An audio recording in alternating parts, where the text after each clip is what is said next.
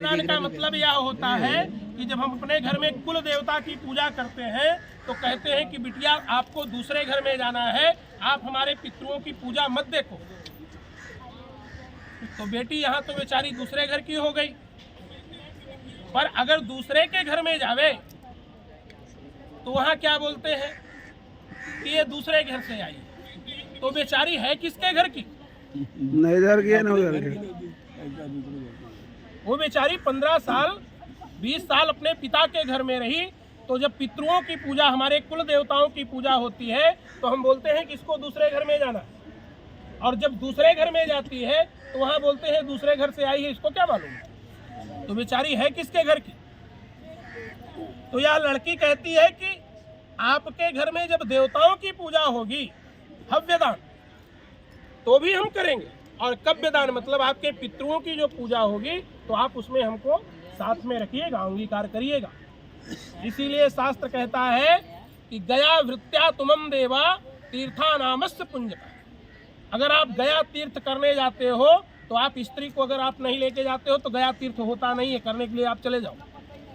अब आज के समय में तो लोग गया दान करने नहीं जाते, पिंड दान कम करते हैं, पिंड छोड़ाने जाते हैं बाबू, कि पिंड दान गया का करके चले जाओ, पिंड नहीं करना पड़ेगा। कौन से शास्त्र में लिखा है? ब्रह्मवैवर्त पुराण कहता है कि गया श्राद्धम ततुई स्वाद्धम। अगर आप गया श्राद्ध करके आते हो तो फिर भी आपको पिंडदान करना चाहिए। पिताजी की प्रॉपर्टी का हक है आपको, पर पिताजी का पिंडदान नहीं करना है। कौन सा शास्त्र बोलता है साहब? नहीं, गलत है।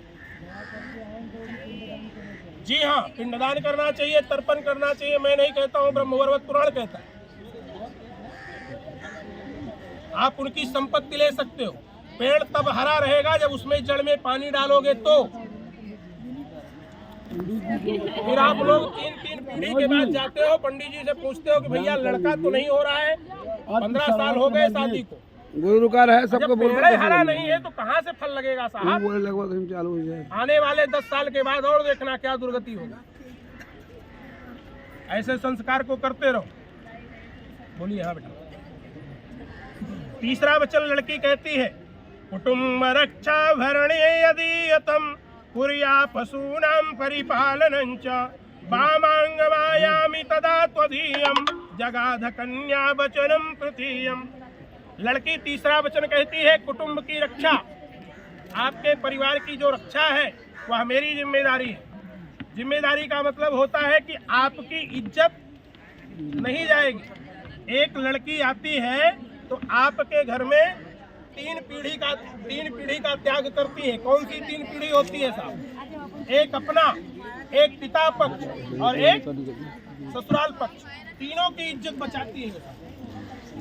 तो वह लड़की कहती है कुटुंब की रक्षा, परिवार का पालन पोषण करना, आपके यहाँ गौ की सेवा करना, ब्राह्मण आ जावे तो उसकी सेवा करना, संत आ जावे तो उसकी सेवा करना, ननंद आ जावे तो उसकी सेवा करना, बुआ आ जावे तो उसकी सेवा करना। क्यों? वह सब देव तुल्य मानेगा।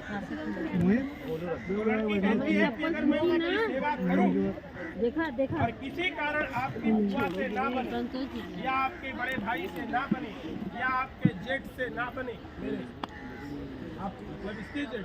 आपके बड़े भाई ना बने, तो कभी आप मत यह बोलिएगा कि आप उनका पैर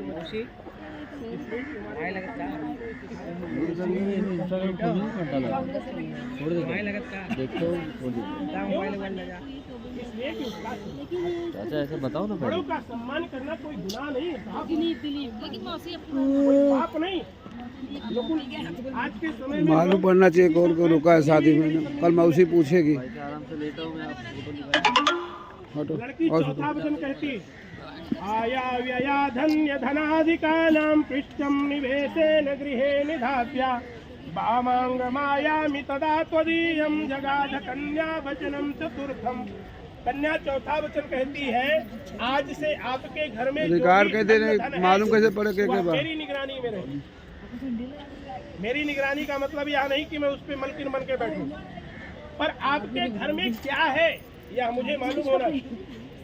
इसलिए मालूम होना चाहिए कि आपने तो उधर से फोन कर दिया दुकान पर से कि भैया 3 लोग आ रहे हैं, खाना बना लीजिएगा, और इधर दाल चावल नहीं है, तो हम क्या करेंगे? इसलिए जो अन्न अन्नादि की जिम्मेदारियां हैं उसको मैं निर्वाह करूं।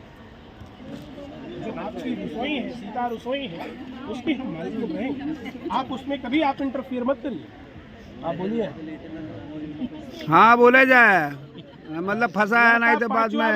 लड़की पांचवा वचन कहती है, देवालये राम तड़ाग कूपी बाफी विथर्फ यद पूजयेथ वामांग मायामि तदा त्वदीयं जगाध कन्या वचनम च पंचमम। कन्या पांचवा वचन कहती है कि आप कोई मंदिर बनाएंगे, कुआं बनाएंगे, घर बनाएंगे, जो उसमें गृह प्रवेश की क्रिया होती है उसमें आप मुझे साथ में रखेंगे।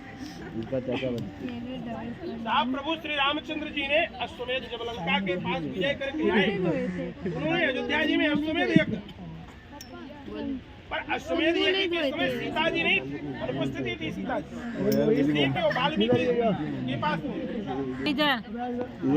पत्नी से अगर पत्नी है तो गांव में एक लोकाचार में बोलते हैं कि लोटा रख के पूजा कर सिद्धि करने के लिए आई है साहब। हमारे पितरों को तर्पण देने के लिए संतान जन्म देती है।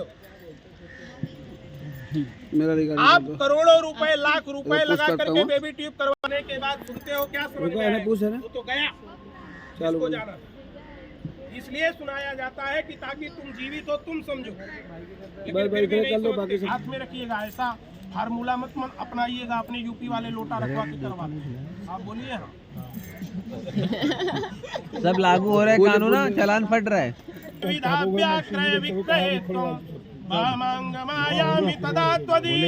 बोले और खुलवाए हो ना।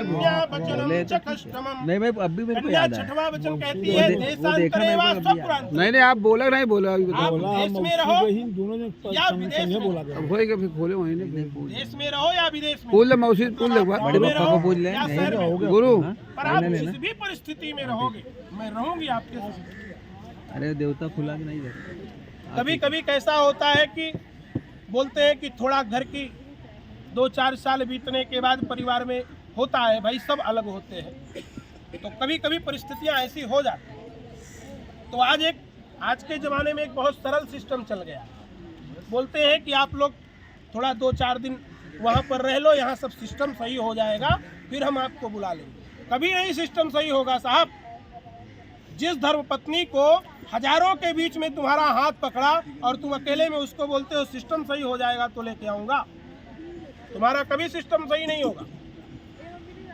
इसलिए सिस्टम नहीं सही होगा कि जो साइकिल होती है साहब, साइकिल की 2 पहिया होती है और एक पहिया को बोलो कि पंचर बनाने के लिए दिया हूं और साइकिल चला लेता हूं, बाद में सिस्टम सही होगा दूसरी पहिया लगा लेंगे, कभी नहीं चलेगा। भगवान ने इतना सुंदर जन्म दिया है, पति पत्नी का रिश्ता दिया है, उसको अच्छे से निर्वाह कर लो साहब। 100 साल आदमी नहीं जीता है, आज के समय में 80 साल जीता है और 80 साल में से 40 साल बचता है, 40 साल सोने में चला जाता है, उसमें से 15 साल आपका बचपना निकल जाता है और 15 साल लात खाने में निकल जाता है पढ़ाई के समय। बचता कितना है? क्या पति पत्नी का सुख जानो।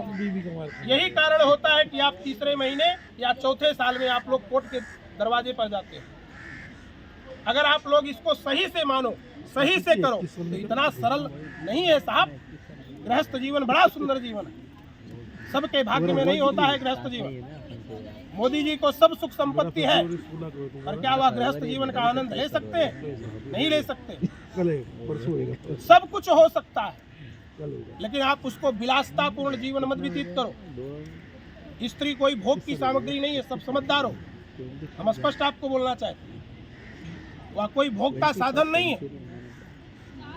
आपके संसार को बसाने के लिए वो चीज, उसको अनर्गल मत यूज करो।